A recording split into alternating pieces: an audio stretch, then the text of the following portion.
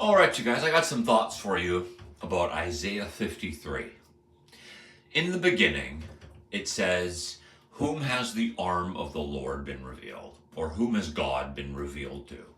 And then it says he has grown up before him, blah, blah, blah, blah, blah. So it's like basically saying, it's asking you, who is God going to be revealed to? And then it tells you a description of him, the rest of the Isaiah 53. All right. The Jews, from what I've seen, the rabbis, they claim it's about them, the people of Israel. The Christians believe it's about Jesus and them as well. Now, they're the suffering servants or the men of suffering and stuff like that. All right. So here's a question for you. It also says that the will of the Lord will prosper in his hand. The will of God is goodness. All right? That's things like non-offensive peace, pleasure, happiness, truth, logic, common sense, and stuff like that. That's goodness. That's the will of God. All right? Now, the Bible speaks in parables and stuff like that, which is like confusing. It's not honest. It's deceptive and manipulative. So is that really the will of God? No, it's not honest. It's not clear. It's not concise. It's not true. It can't be proven. Yeah, it's illogical. It's irrational. It's deceptive. It's manipulative. Does that really sound like the will of God? So is it really about the Jews and the Christians? And also, if in the time of the suffering servant is supposed to be the will of God prospering in his hand, that means that the spreading of goodness will be abundant in that time.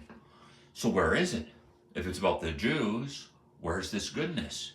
If it's about Jesus and the Christians, where's the goodness since Jesus was around? Yeah, where's the non-offensive peace, pleasure, and happiness that's supposed to come with the man of suffering?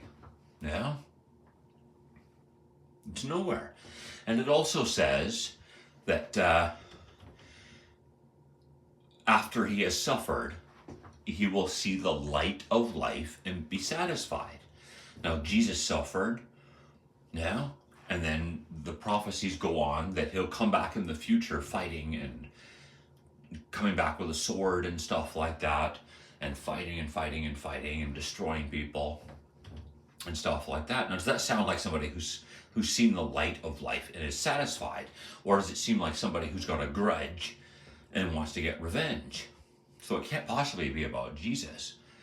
Yeah? And if the Jews, you look at them, all you ever hear about is greedy Jews trying to get more and more and more.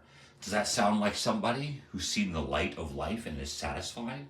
Satisfied with what they have? Satisfied with life? Or do they want more and more and more and more and more? You see what I'm saying?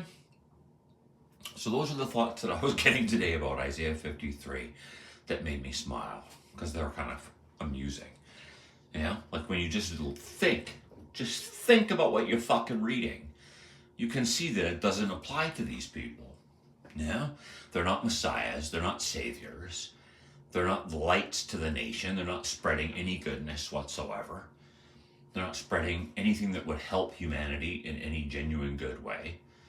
Yeah? So they're obviously not the light to the nations. They're obviously not the Messiah. They're nothing. Yeah? That's if you want to even pretend that the Bible's true. There could be some truths hidden in it. Yeah? But for the most part, this is the most untrustworthy, deceptive, and manipulative species you could ever imagine in the known universe. Earth is the known universe to humanity. So humanity is the most deceptive and manipulative and untrustworthy species in the known universe. So what makes you think that they wrote an honest and truthful Bible? Yeah? When they're scum of existence that would do anything for power, wealth, power, and fame. Yeah? But anyway, there's some thoughts for you, and we'll talk to you later.